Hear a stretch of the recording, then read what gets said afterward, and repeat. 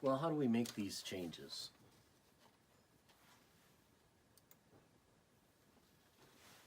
We make those changes through what's called dependable strengths.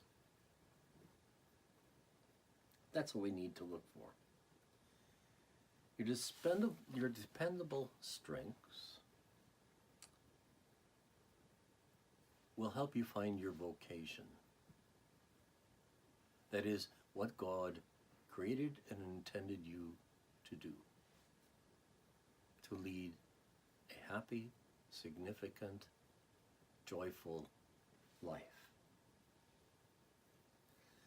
Well, what are our dependable strengths? Dependable strengths have 3 criteria.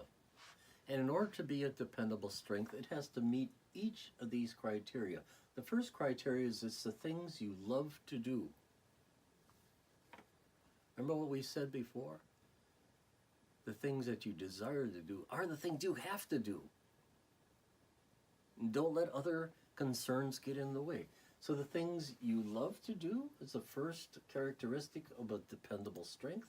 Secondly, the thing you're good at doing. You're good at doing. No wonder it's enjoyable. No wonder you love to do it. That's where your life is to be led. Those are the strengths that God placed in you at your birth. And finally, the third criteria, it's the things you do that you're proud of doing.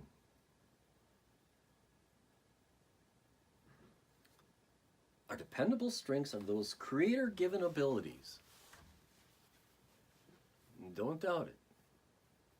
When God put you together, the Creator had something in mind for you to do. Our dependable strengths are creator-given abilities that enable us to do the things we love, the things we're good at, and the things we're proud of doing. They are in us at birth, and they will be with us until death. You don't have to develop them, and you cannot lose them as long as you are alive. What you need to do is simply liberate them. Let these things come out as you focus your attention on doing them. By doing the things you love, by doing the things you're good at, by doing the things that produce pride in what you're doing, you'll find yourself, your vocation, your God-given preferred future. For it's these things that express your life and, as a bonus, put an end to unnecessary conflict and concerns. Now, what are those things? I don't know. But you do.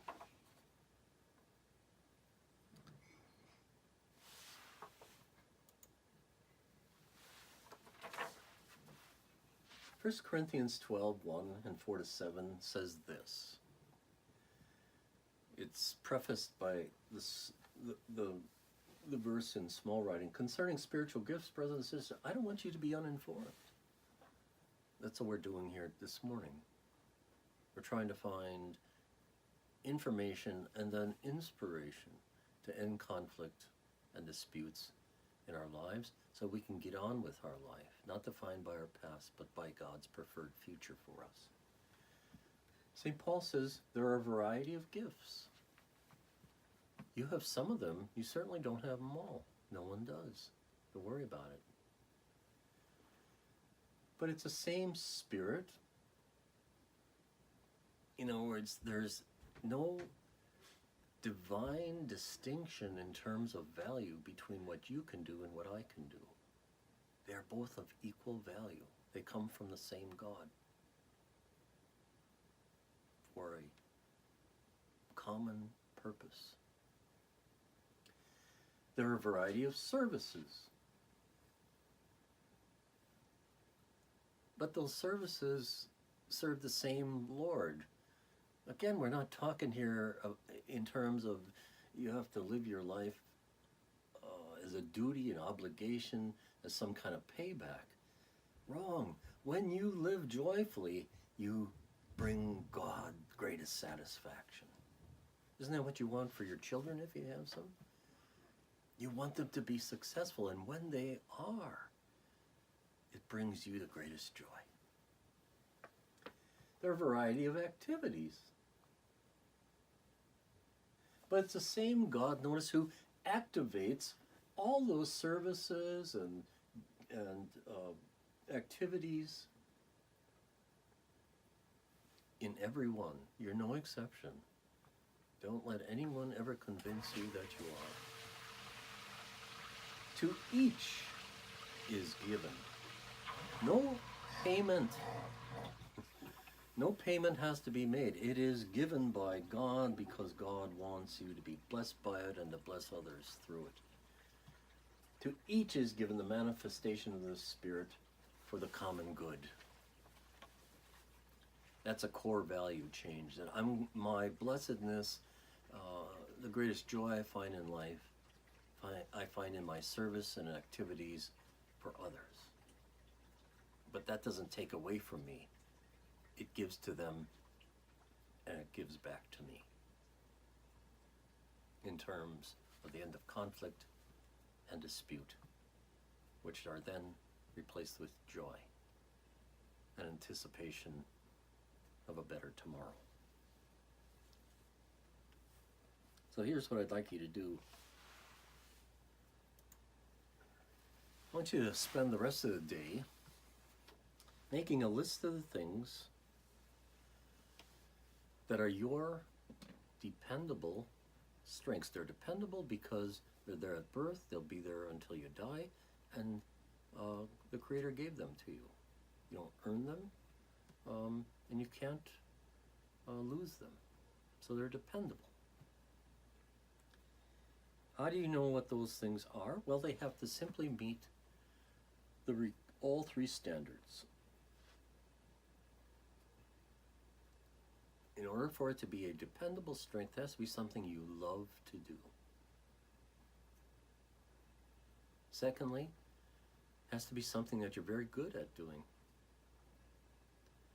And thirdly, it has to be something you do that is a source of great pride for you. You're proud of doing it. And then, once you have that list, I want you to make another list. I want you to make another list of all the things that occupy your time. What is it that you do with your day?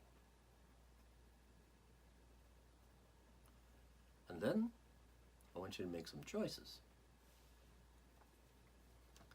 I want you to eliminate from the list of all the things you do that occupy your day, eliminate those things which you don't love, aren't good at, and you're not proud of doing.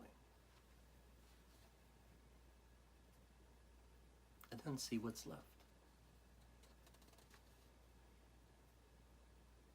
And once you find out what's left, then I want you to live into that life.